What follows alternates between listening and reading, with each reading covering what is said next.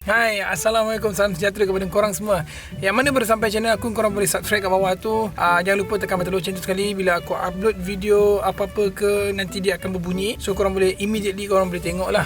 Okay right, so hari ni kita nak menceritakan agak sensitif juga sebenarnya. So apa-apa pun, macam biasa aku cakap, kita simple, sempoi. Tak perlu nak pening-pening kepala. Rasa suka-suka, tengok. Tak suka, tak payah tengok. Macam tu je kan. Okay right, so apa-apa pun, terima kasih kepada korang yang mana yang dah lama support aku, yang mana dah lama datang ke channel aku, tengok aku semua. Terima kasih. Yang banyak berborak dengan aku, komen, cakap benda baik. Even ada juga yang cakap kasar-kasar. It's okay lah, aku tak kisah pun, okay je. Hari ni aku nak ceritakan dasar aku sendiri yang pernah kena benda ni, dan aku sendiri yang pernah lalui benda ni. So aku nak cerita pada korang semua. Okay right, so hari ni tajuk kita ceramah sampai kena bayar 7,000 ke 12,000 ringgit. Okay right, benda ni orang tak pernah nampak depan mata. Benda ni orang tak pernah tahu pun. Tak tahu nak cakap, sebab kita tak pernah panggil ustaz-ustaz bayar sampai 6k, 7k ke 12k. Yang panggil ustaz-ustaz ni semua datang adalah orang-orang masjid, kadang-kadang orang-orang surau kan. So panggil ataupun sekolah agama ke kan, yang panggil mereka datang dan bayar mereka. Aku pernah lalui benda ni, dan aku bukan akulah yang bayar ustaz tu, dan bukan akulah yang panggil ustaz tu, tapi kawan aku. Cuma kita nak berkongsi pengalaman je, supaya ada benda baik kita ambil, benda buruk kita tinggalkan. Macam tu lah. Aku ikut kawan aku,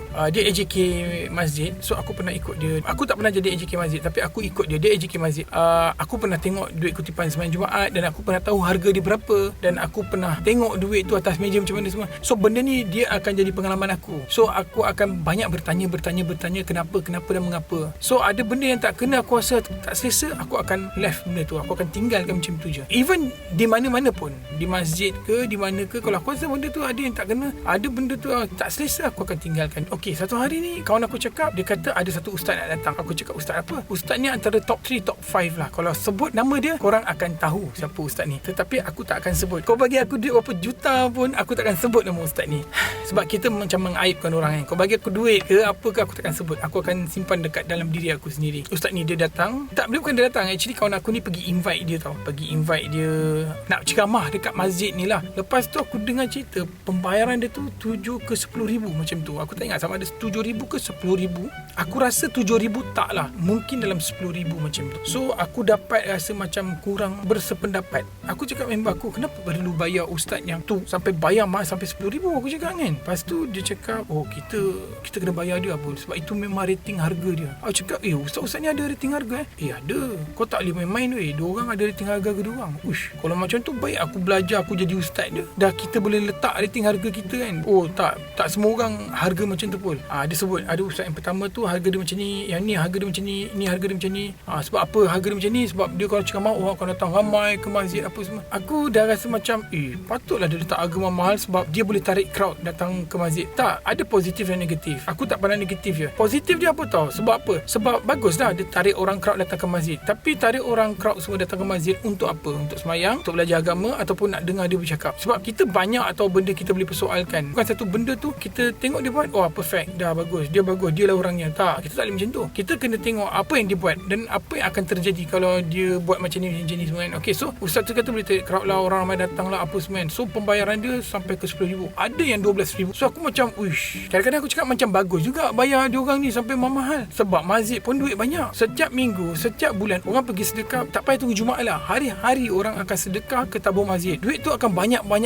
Satu hari tu aku masuk kat dalam masjid tu, dan aku tengok, aku masuk masjid tu dengan kawan aku, dan bila buka pintu aku tengok duit tu selonggok atas meja. So aku macam ni duit apa pula ni, aku cakap kan. Inilah duit orang derma hari Jumaat. Aku terkejut, banyaknya. So bayangkan kalau setiap Jumaat banyak macam tu, sekarang duit masjid kira dah juta lah. So aku macam tanya-tanya, apa masjid buat duit tu, ke mana duit tu pergi, bayar kat zakat ke, atau kat masjid kumpul sendiri ke, ataupun macam-macam jadi pertanyaan. Okay, so mungkin dia upgrade masjid jadi besar ke kan, mungkinlah bayar duit elektrik ke, ataupun aku pun tak tahulah. Tapi aku agak terkejut sebab amount tu memang banyak. Sebab aku tanya dia berapa boleh dapat, dia kata 40 hingga ke 60,000, sama ada dalam masa seminggu atau 2 minggu, 40 ke 60,000. So aku cakap, wow, maknanya sebulan dia boleh dapat ratus ribu. So aku macam, mana duit ni pergi lah, duit ni. Kita jadi tanya-tanya lah kan. Kita bukanlah nak menyebut, tapi kita jadi tanya-tanya lah, duit ni gimana, dia buat apa. Pernah satu kes tau, kat satu tempat ni, masjid ni tak siap lagi tau. Dia tak buat, dia ada problem sikit. Dia tak buat, dia upgrade masjid tu, tak tahulah kan. Dia nak upgrade masjid tu jadi cantik lagi lah. So masjid ni akan berpindah ke tempat satu lagi. So masjid ni dia hold lama sikit, berapa tahun lah, sebab tak cukup duit lah. Ada ada masalah duit lah apa semua. Tapi masjid ni tak dapat nak tolong masjid ni. Aku cakap kenapa masjid ni tak tolong masjid ni? Oh tak boleh, dia karya lain, dia daerah lain. Habis masjid ni kita karya ni, daerah ni, so kita handle kita lah. Padahal kampung sebelah je. Okay right. So tadi aku nak cakap pasal penceramah. Aku cakap kan, penceramah tu kena bayar sampai 7,000 ke 12,000. Aku jadi pelik, kenapa kena bayar penceramah mahal macam tu? So kawan aku ni cakap, kena bayar lah sebab diorang bagus, diorang belajar kat Arab, balik Arab diorang dah boleh ceramah orang ni semua. Lepas tu saya cakap lah, ceramah ni pergi dekat motivasi pun boleh juga dengan ceramah orang tu kan, tak perlu bayar mahal pun. Oh ni lain, ni ustaz ni bagus, dia belajar pada Arab, balik ni dia nama pun top, boleh tarik orang ramai datang masjid apa semua kan. Kita kena bayar dia lah, harga dia dalam 10,000 macam tu. So aku macam, macam ni best ni, kerja 1 jam 2 jam dapat 10,000 tau. Gaji Perdana Menteri pun bukan macam tu tau. Aku tak tahulah gaji siapa 1 jam hingga 2 jam 10,000. Memang kaya gila lah. Aku rasa kalau forex trader pun tak adanya 1 jam 2 jam gaji sampai 10,000. Lepas tu aku tanya kawan aku, habis ustaz tu kau tak bayar 10,000? Oh kau tak bayar 10,000 dia tak datang lah ceramah, dia kata. Oh kalau kau tak bayar 10,000 dia tak datang ceramah lah kan. Itu memang rate dia, harga dia. Lepas tu ustaz tu pun aku tengok lah pakai apa sekarang. Pakai apa? Pakai 7 series tu. 7 series BMW. BMW tu baru tu 7 series tu. Aku jadi macam start pakai 7 series tu, sekali ceramah 10,000 Lepas tu aku cakap, ini apa tau, hantar anak aku pergi belajar agama, balik sini boleh berniaga dalam agama. Mungkin zaman-zaman anak aku tu dia akan jadi 25,000 lah. Zaman sekarang ni 10-12,000. Maknanya boleh pergi berceramah, pakai motivasi. Sebab kau tahu agama, kau boleh jadi motivasi orang, kau boleh jadi penceramah agama, kau boleh jadi macam-macam. So kat situ lah aku cakap, ni bagus, yang baik aku hantar anak aku buat macam ni je. So sama je, bila belajar agama buat duit sama macam ajak anak pergi jadi engineer, ajak anak pergi jadi doktor, ajak anak pergi jadi lawyer ke hakim ke kan.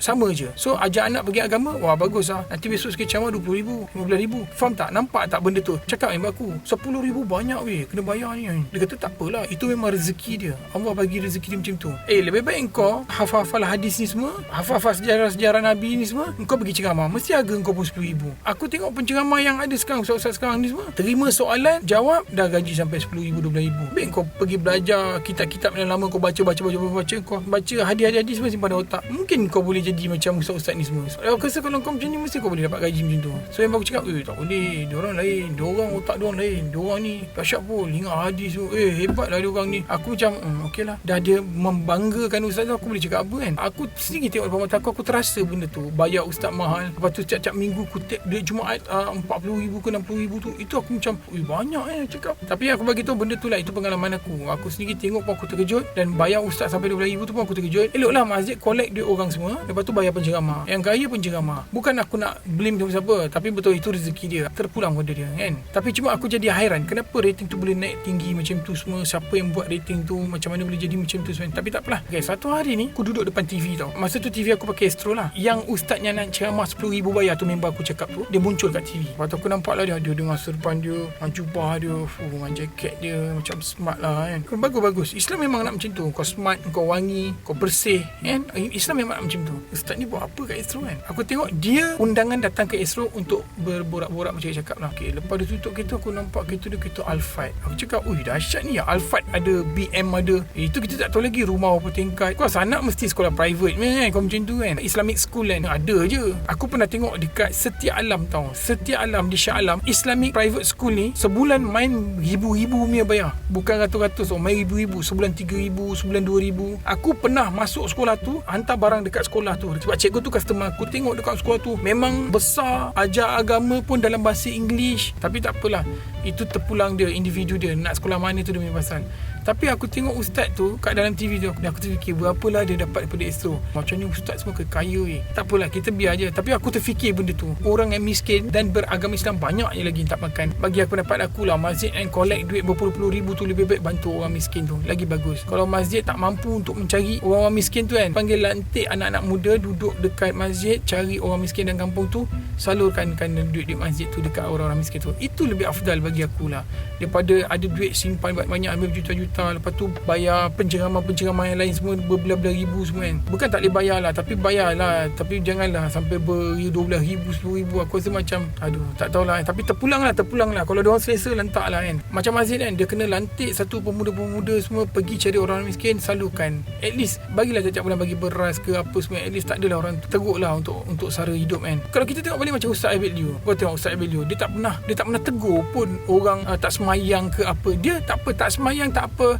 Korang ambil wuduk semayangan Ustaz, okey kita semayang, Allah sayang. Dia cakap benda yang baik. Dia tak ada pun cakap orang tak semayang mampus masuk neraka lah, mati pergi neraka. Tak ada, dia tak cakap benda tu. Dia cakap benda baik. Allah sayang kita, Allah tunggu kamu semayang. Even budak-budak tu dalam semayang dalam keadaan tetu pun alhamdulillah dia semayang juga. Dia nak juga kan ikut Ustaz tu. Sebab Ustaz tu baik. Ustaz tu pun kau tengok masuk hutan belukar sampai Sabah, sampai Jamaica, sampai Nigeria, sampai mana, bagi orang miskin duit, bagi orang yang miskin makan.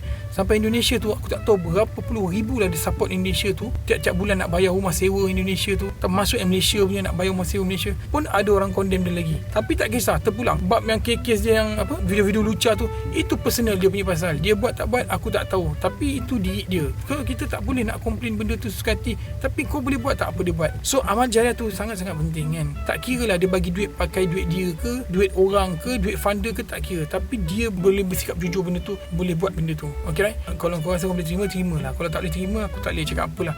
Terpulang. Yang penting positif je, jangan negatif.